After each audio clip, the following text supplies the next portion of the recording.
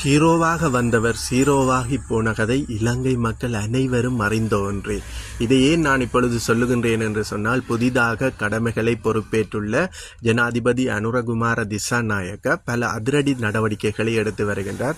அதில் ஒரு அங்கமாக நேற்றைய தினம் காலிமுகத்திடலில் பெருமளவான அரச சொகுசு வாகனங்கள் கொண்டு வந்து கைவிடப்பட்டிருந்ததை யாவரும் அறிந்ததே.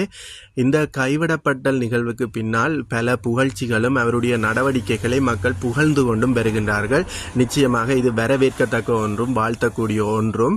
இந்த புகைப்படத்தில் காணப்படும் காரை பார்த்தீர்கள் என்று சொன்னால், இது யாருமல்ல, கடந்த முறை ஜனாதிபதி தேர்தலிலே 62 லட்சம் வாக்குகளை பெற்று ஜனாதிபதியாகிய கோத்தபாய ராயபக்ச முதல் முறை பாராளுமன்றத்திற்கு வருகை தரும் பொழுது தனி ஒருவராக எந்தவித பாதுகாப்பு வாகனங்களும் இல்லாமல் காரிலே வந்து ஒரு பந்தா காட்டியிருந்தார். அதை எல்லோருமே புகழ்ந்தும் இருந்தார்கள்.